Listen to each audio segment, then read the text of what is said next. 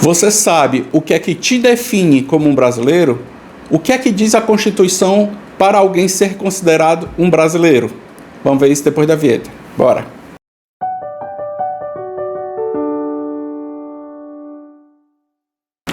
Oi pessoal, meu nome é Gutenberg, sou advogado e a gente vai falar hoje um pouquinho sobre nacionalidade. Antes da gente entrar no conceito de nacionalidade, é interessante que eu esclareça uma coisa. Existe o Estado, que seria o Estado, aquela unidade abstrata que controla aquela população que vive em determinado território. Então, o Estado seria o Estado Federativo do Brasil, a população seria aquelas pessoas que moram no território brasileiro. Em via de regra, as pessoas que moram nesse território são chamadas de brasileiros. Por quê? Porque na Constituição brasileira está em vigor o jus solis. O jus solis é que determina a nacionalidade da pessoa no momento que ela nasce. Então, se ela nasce em território brasileiro, por conta do jus solis, ela se torna brasileira. A mesma coisa acontece com os Estados Unidos da América.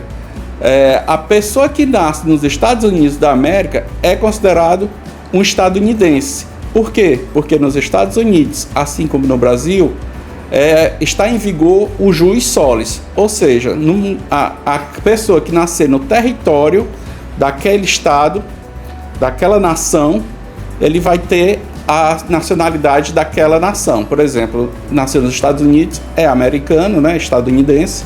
Nasceu no Brasil, é brasileiro. Só que em outros países, eles utilizam o jus sanguinis. O que seria isso? O jus sanguinis é a transferência da nacionalidade através do sangue.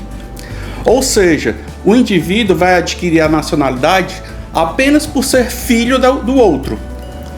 Por exemplo, um russo tem um filho na Austrália. Mesmo essa criança nascendo fora do território russo, ela vai ser russa porque ela tem a descendência direta do pai, que é russo. Ou seja, é o jus sanguinis. A transferência da nacionalidade é passada pelo sangue. Mas, Gutenberg, existem casos de dupla nacionalidade? Sim. Basta que o indivíduo atenda os requisitos que são exigidos para adquirir aquela nacionalidade.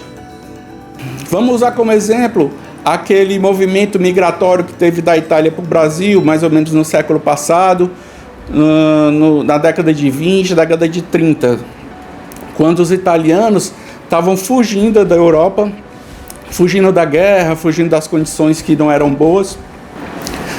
Então eles vieram para o Brasil, desenvolveram a cultura, a plantação, cresceram, estabeleceram no país e mantiveram a moradia aqui no país. Então, essas pessoas, mesmo estando distante da Itália, elas vieram para o Brasil. Os filhos dela, mesmo nascendo fora da Itália, são considerados italianos, porque eles são descendentes diretos de italiano.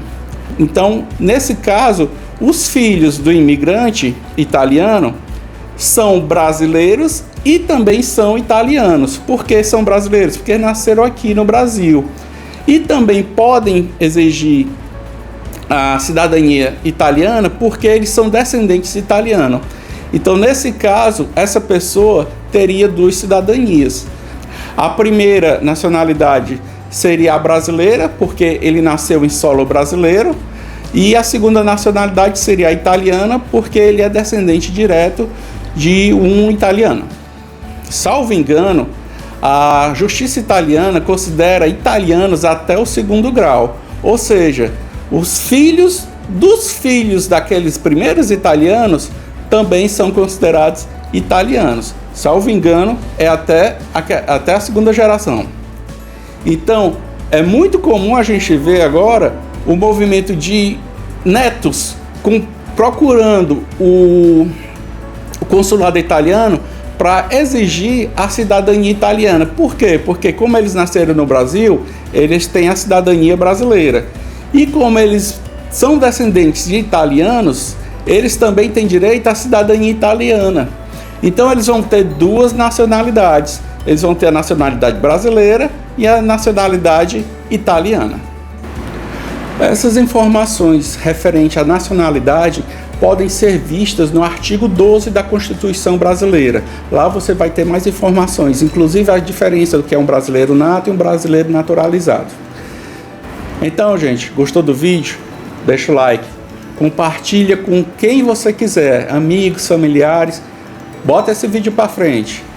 Se inscreva no canal. Mais de 90% das pessoas que veem esses vídeos não são inscritos no canal. Se inscreva no canal, aperte o sininho para você ser notificado sempre que tiver vídeo novo. E lembre-se, na dúvida, consulte sempre um advogado. Até mais!